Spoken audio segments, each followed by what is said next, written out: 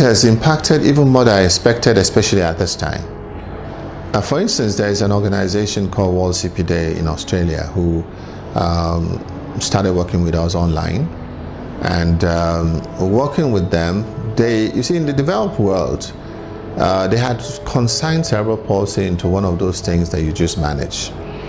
And there's very little information as to what we do. Benola came up with the fact that, parents, the family, the siblings have a major stake in this issue. See, when we focus only on that child with a disability, we're missing out on the real issues.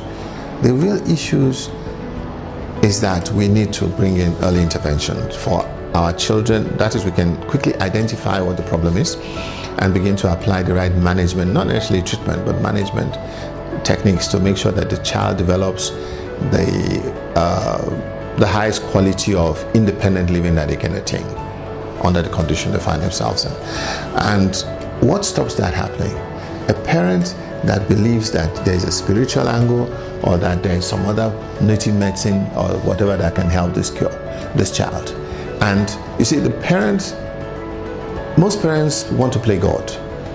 You see, God created us in His image, and more parents want their children created in their image. And so what you find parents keep telling you is that my child cannot do this, my child cannot do that. And if you focus only on that, you are missing out on so much. What you should be looking at is, yes, my child can do this, but what can the child do? And no matter where it is, no matter how little it is, if you begin to focus on helping that child to do whatever little they can do better, you will arrive at that satisfaction level that you're looking for. In fact, it becomes a source of pride. Do you know he can do this? Do you know he can do this? As against saying, oh, he cannot do that, which is negative. So we're talking positive. And so really, I think the numbers of people who are coming out now, even number of homes or initiatives that we are seeing springing up all over the country, they're positive indications. Before we started, there could be one or two people living with cerebral palsy. Some of them didn't even know they were living with cerebral palsy, adults. But now they all know what the conditions are. Some of them have become disability advocates. They're all over the place talking now. And so we're happy that things are happening. Lagos State has done some tremendous work with disabilities law and the Lagos State Office of Disabilities, and now they have a fantastic special advisor on social development and even a new commissioner for social affairs, who are all working positively, not just for cerebral palsy, but for disability. Because in the course of doing this work, I've come to realize that, not realize, but to understand that cerebral palsy is just one of a group of neurodevelopmental disabilities. You have autism, Down syndrome, attention deficit disorder, and I could give you up to 50 other names. Children that look physically okay, but are just not meeting up to their milestones, intellectually or otherwise. It's due to some defect in the brain. But also there are other issues, even with those who have physical disabilities that we can see. You see, the parents all have the same problem. They are living in disappointment. Some of them are living in denial. They keep pretending the child is okay when the child has some issues. There are lots of marriages have broken up because one man is saying he doesn't know where this lady brought this child from, or his parents or his family members are putting pressure on him, finding another wife for him. It's amazing the kind of pains that are out there. And so yes, we still do cerebral palsy. Yes, we talk about cerebral palsy, but I'm also beginning to use another platform to talk about the general aspect of disability. Is it suicide issues, obesity, name it, depression? We have problems in this country that we pretend don't exist because nobody wants to talk about these things. And the earlier we begin to talk about it, the more we'll begin to have a saner and a positive society.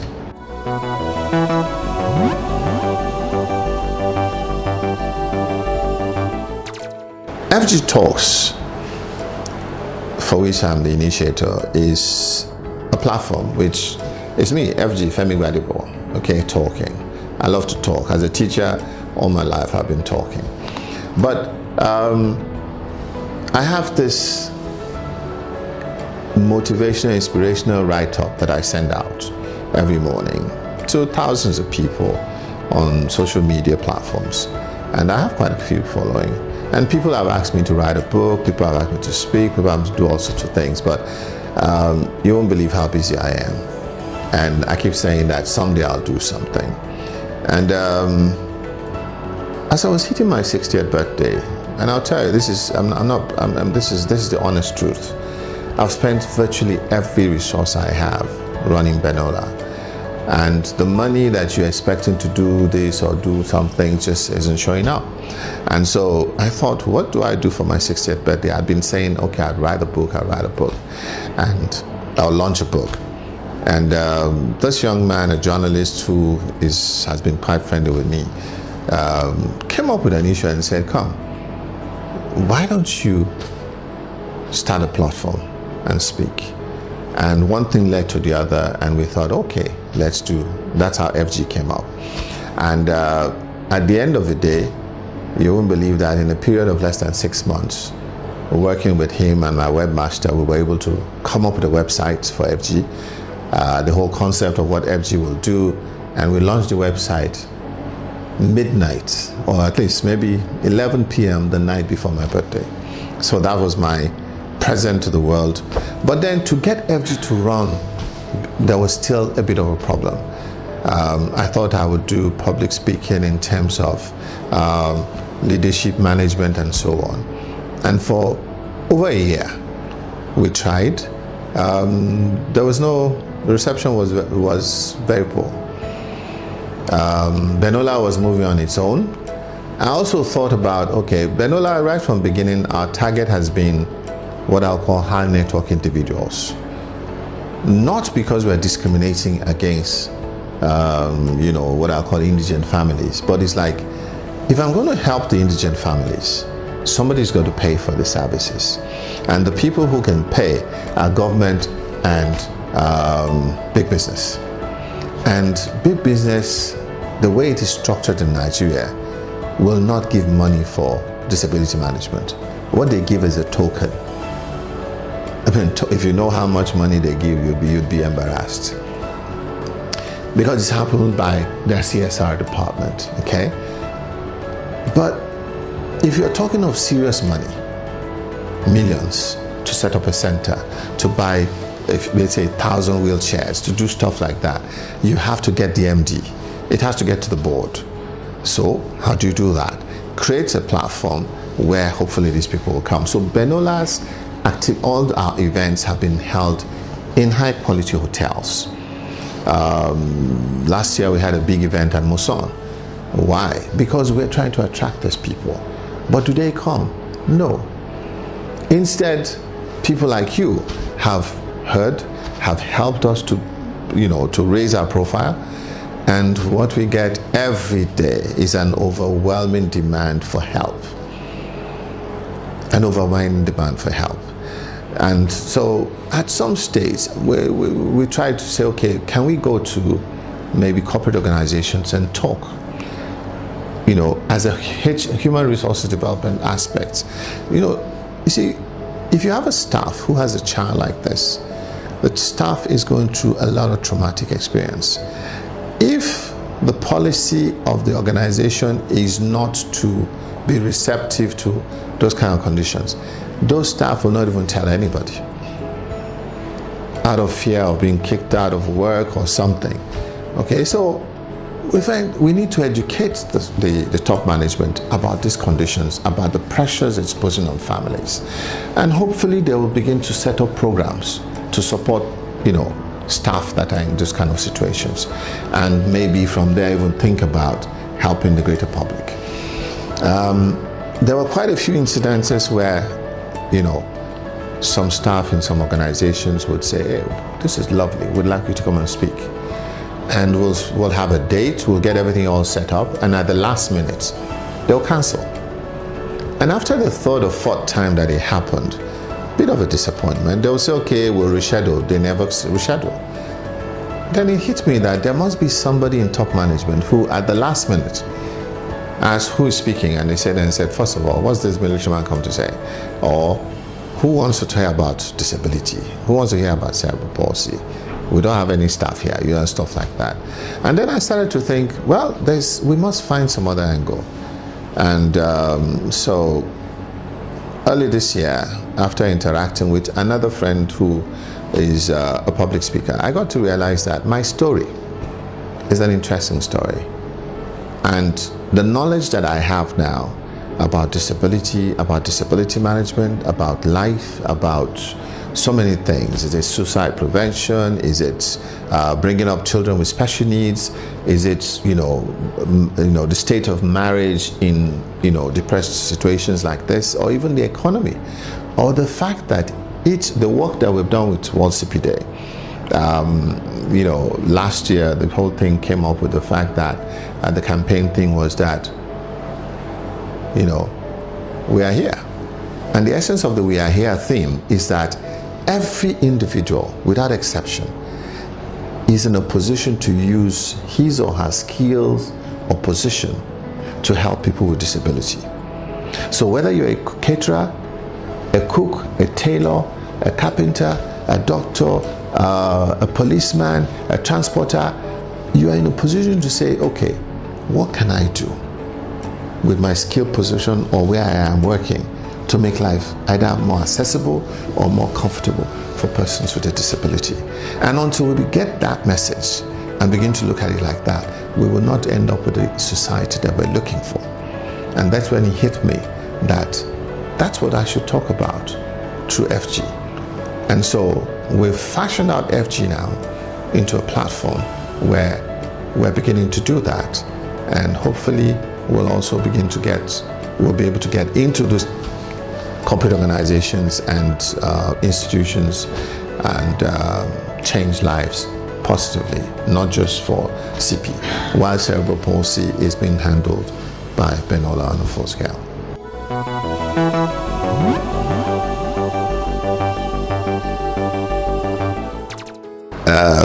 My wife would not like to hear that question because the vision for Benola came up sometime in September 2012. And I'll tell you, the whole article of incorporation, the whole mission, vision statements, everything was done by me. And once I got that vision, I've been like a man out of position. And it may interest you, some people talk about death. I've seen death up close and personal ever since I was very young in the military. A lot of my colleagues have died. I've been involved in burials. I've been involved in managing families as commander, as air officer commanding. And what I've come to realize is that our time here is infinite. We don't know when it will end. Some people will live to their hundreds, into 100. I know one or two people who are 100 plus now. I have a 90 who's 91. But there are lots of people who we hear every day dying at 10, 12, 20, 40, 50. So the thing is not about how long you live, but how much impact you make with the time that you have. So for me, it's like a realization that, wow, so God has this purpose for me. And I didn't catch it until then. Yes, I was prepared. I was put in certain positions in the military and every other thing, exposure, education and everything. But now that I know what I want to do, I need to do as much as I can before the light shuts down. And so I'm working all the time. My wife doesn't like it. But I'll tell you, since September 2012, I sleep and work and sleep. I try to do a little bit of exercise from time to time. But for me, recreation, I also like to tell people that the Air Force took me around the world. I've traveled extensively. I've seen all kinds of things. And so, when you tell me, let's go and watch a movie or let's go, and I say, those are luxuries. When you can afford the time and all, you do that. There's so much for me to do. And I'm lucky now that there's social media, there's the internet.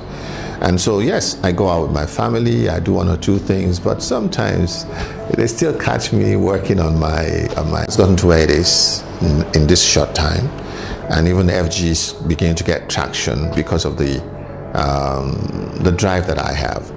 And sometimes when I complain about people not helping me, my wife says one thing: it's your vision. And when she says that, I say, okay, so it's my vision. If nobody's going to help me, I have to keep going. And so I'm working, and I'm hoping that eventually I will find volunteers. And I have to say volunteers because the funding is not there for me to employ the quality of people that I need to drive this vision. And until maybe I get some corporate organization to buy into this vision and support us, I'm going to have to do virtually everything. Yes, I brainstorm with people, we have meetings with people, but after that they leave.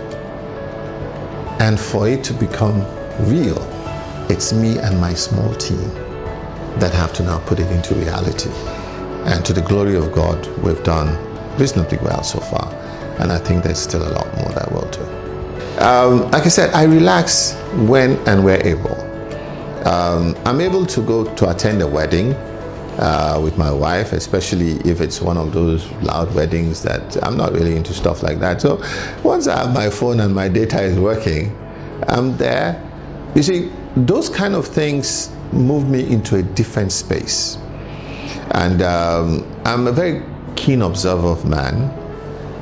And so you see a lot of things. And for instance, when you see all these stupendous spendings at weddings and birthdays, what hits me is that this man is 60, 70, 80 years old.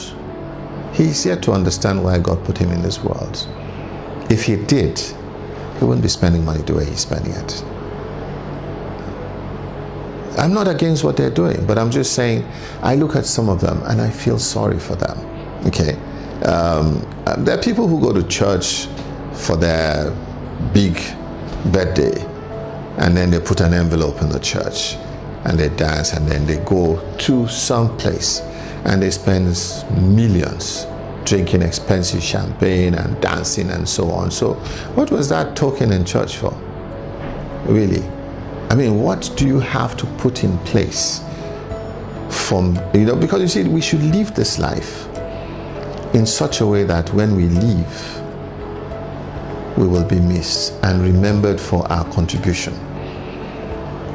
And our contribution should depend on how much resources we have. If we have very little, people just talk about our good life or how nice we were. If we have a lot, they write a book, and hopefully it's a good book, not a book that causes problems all over the place. But most importantly, we should leave a monument. And I'm not talking of a statue of yourself. I'm talking about an edifice that will benefit man, so that as people use it, they remember you for good.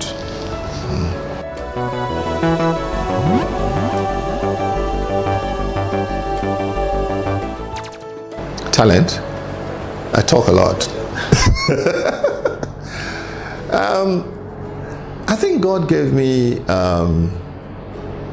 the spirit of discernment. I'm a very observant person, and I think that helps. As a pilot, most people come into the cockpit, they see all kinds of buttons and say, how do you use all these things? Some of them are on permanently, some are coming sometimes, but you learn to know how what's called scan the whole place. Okay, so I can be looking at you, but I'm also seeing what's happening left, right of me. I can drive from here to Sokoto without turning my head. As long as my mirrors are well positioned, I know what's happening around me all the time. I also, I speak a lot, but I'm also a good listener. And one of the things I learned very early also is that every person who says they have a problem It's because they've not listened to themselves or they've not spoken to the right person, because the solution is in that problem. If you can talk about your problem to somebody who listens, and if you are willing to listen to the person, you will get the solution. The only thing is, most of us come to somebody with a problem with a preset mind of what we want as our solution. For instance, somebody comes to you and says, I want to go to Ibadan tomorrow, but really, my wife doesn't want me to go. And I know she'll be upset if I go, but I want to go. So, and then you're looking and saying, what are you talking? So what are you going there for? This and that. And so, well, you want your wife to be upset? No. Then the solution is you don't go. You can go on Tuesday. And he says, hey, but you don't understand. That is because you've come for help, but you are not willing to change your scenario as a case. In fact, you have come to a helper with the purpose of convincing that person to agree with your plan. If that's your purpose, then you're not being sincere.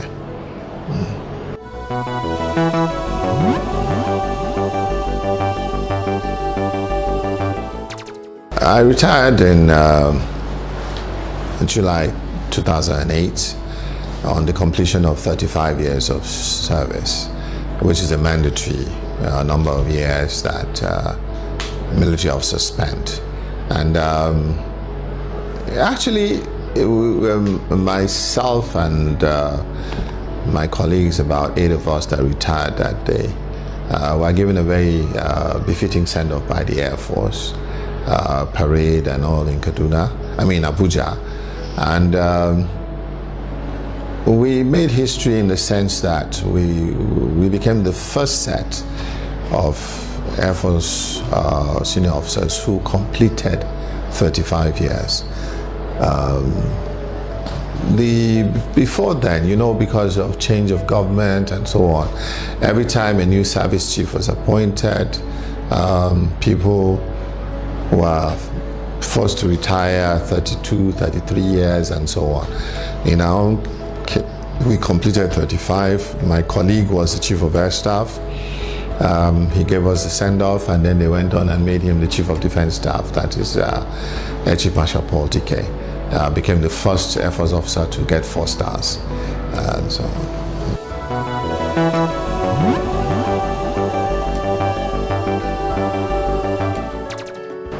my parting word is that God is good. He's awesomely good. His intentions for us is for good. No evil intended. Some of the things he's putting us through, like they say, iron sharpens iron. Or like I like to tell people, how do you get gold? How do you get diamond? How do you even get pure silver? You have to dig in rough terrain. You have to bring something out that doesn't really look good. And you have to go through a system of processing, where you either apply heats, you polish, you beat, whatever, until you get this fine quality that is now priceless. And that's what God is trying to do to us. So whatever situation we find ourselves in, we should just thank God. In fact, there was something I ran across in my secondary school days that I still hold funny. And it's a saying that says, may your road be rough. It's one of the best prayers that could happen to you.